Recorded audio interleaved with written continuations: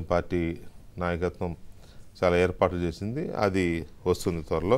Right. ఇక మనతో ఈ చర్చలో పాల్గొంటున్నారు ప్రొఫెసర్ కోదండరామ్ గారు, తెలంగాణ జనసమితి అధ్యక్షులు ప్రొఫెసర్ కోదండరామ్ గారు. అలాగే ఆంధ్రప్రదేశ్ మేధావుల ఫోరం అధ్యక్షులు చలసాని శ్రీనివాస్ గారు అండ్ కాంగ్రెస్ పార్టీ సీనియర్ నాయకులు డాక్టర్ నరేడు తులసిరెడ్డి గారు అండ్ తెలుగుదేశం పార్టీ అధికార ప్రతినిధి నీలాయపాలెం విజయ్ కుమార్ గారు మనతో చర్చలో పాల్గొంటున్నారు. ముందుగా తులసిరెడ్డి గారితో మాట్లాడదాం. తులసిరెడ్డి గారు నమస్కారం. నమస్తే వెంకటకృష్ణ గారు. తులసిరెడ్డి గారు, ఇది ఒక కీలక భేటీ అని మీరు నమ్ముతున్నారా? డెఫినెట్గా. ఎందుకు?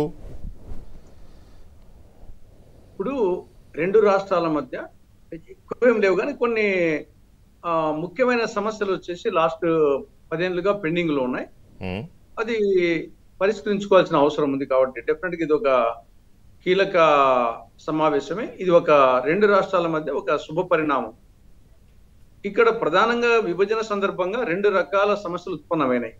ఒకటేమి కేంద్ర ప్రభుత్వానికి ఆంధ్రప్రదేశ్ ప్రభుత్వానికి సంబంధించింది ఒక అంశం, కొన్ని ఐటమ్స్.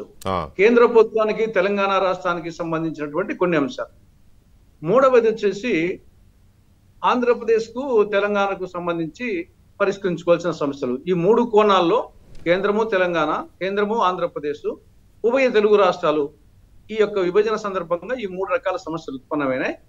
దాంట్లో ఒక్కటి ఇప్పుడు ఆంధ్ర రాష్ట్రము, ఆంధ్రప్రదేశ్, తెలంగాణ మధ్య ఉన్న సమస్యల పరిష్కారం కోసము ఈ భేటీ ఉపయోగపడుతుంది.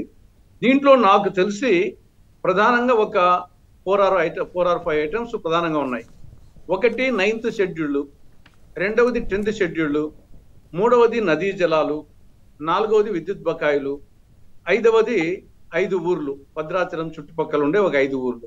ఈ ప్రధానంగా ఈ 5 అంశాలు కొంత సమస్యను 5 అంశాల మీద పరిష్కారం రావాల్సిన అవసరం ఉంది. ఈ 9th షెడ్యూల్కు సంబంధించి ఇవి government companies and corporations. 9th schedule అంటే రాజ్యాంగం 9th షెడ్యూల్ కాదు, ఆంధ్రప్రదేశ్ పునర్వ్యవస్థీకరణ చట్టంలో 9th షెడ్యూల్. అవునవును. ఇవి గవర్నమెంట్ మన, ఎందుకంటే రాజ్యాంగంలో కూడా 9th షెడ్యూల్ ఉంటుంది, ఆ షెడ్యూల్ కాదు. కన్ఫ్యూజ్ కాకుండా దీంట్లో గవర్నమెంట్ కంపెనీస్ అండ్ కార్పొరేషన్స్ కింద 91 ఉన్నాయి. దాంట్లో కొన్ని ఎగ్జాంపుల్ తీసుకుంటే AP seeds development corporation, AP state where housing corporation, AP state civil supplies corporation, AP Genco, Transco, ఇవి సింగరేణిస్, ఇవి 9th షెడ్యూల్కి సంబంధించి. ఇవి ప్రస్తుతం వచ్చేసి 93.9% ఈ 9th షెడ్యూల్ కింద కంపెనీస్ అండ్ కార్పొరేషన్స్ తెలంగాణలో ఉన్నాయి. ఇది ఎంత? 93.9%. దీనికి అదేవిధంగా 10th షెడ్యూల్ కింద ట్రైనింగ్ ఇన్స్టిట్యూషన్స్ అండ్ సెంటర్స్, వీటి కింద 142. దాంట్లో కొన్ని ఎగ్జాంపుల్ తీసుకుంటే Andhra Pradesh police academy Hyderabad, board of intermediate education, state council of higher education, ఇట్లా కొన్ని 142.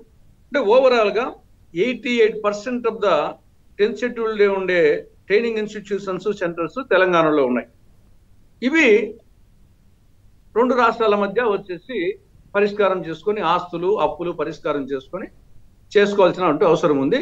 దీనికి కొన్ని సెక్షన్స్ కూడా పెట్టారు. 9th షెడ్యూల్కి సంబంధించి సెక్షన్ 68, సెక్షన్ 71, సెక్షన్ 53 ప్రకారంగా పరిష్కరించి ఉండని చట్టంలో ఉంది. 10th షెడ్యూల్కి సంబంధించి సెక్షన్ 75, సెక్షన్ 48 ప్రకారంగా పరిష్కరించుకోమని చట్టంలో ఉంది. దీన్ని సంవత్సరం లోపల గన పరిష్కరించుకోలేకపోతే, especially 10th schedule items central government వచ్చేసి పరిష్కరించాలి అని సెక్షన్ 75 కింద స్పష్టంగా ఉంది. దీనికి ఒక సిలాబిడి కమిటీ కూడా ఏర్పాటు చేశారు. ఆ కమిటీ మెయిన్గా 9th షెడ్యూల్ సంబంధించి కొంతవరకు ఒక కొలికి రావడం జరిగింది. రెండు రాష్ట్రాల మధ్య అధికారుల మధ్య మీటింగ్ జరిగింది. దాంట్లో మొత్తం 91లో 53 రెండు రాష్ట్రాలు ఒప్పుకున్నాయి, కానీ అమల్లోకి రాలేదు. 15 ఏమో ఆంధ్రప్రదేశ్ ఒప్పుకోలేదు, 22 ఏమో తెలంగాణ ఒప్పుకోలేదు. ఓవరాల్గా అన్ని అట్నే ఉండిపోయినాయి. కాబట్టి ఇప్పుడు మరి 10 ఏళ్ళైంది, ఎప్పుడో పరిష్కరించుకోవాల్సిన అవసరం. ఒక విధంగా వచ్చేసి ఈవెన్ దీంట్లో ఆంధ్రప్రదేశ్కు రావాల్సిన ఐటమ్స్ దీంట్లో ఉన్నాయి. అక్కడ నుండి ఆంధ్రప్రదేశ్ రావాల్సిందే. పోనీ ఏమన్నది తెలంగాణకి ఏమైనా ఉపయోగపడుతుందంటే ఎన్నాళ్ళున్నా ఇవ్వాల్సిందే కదా.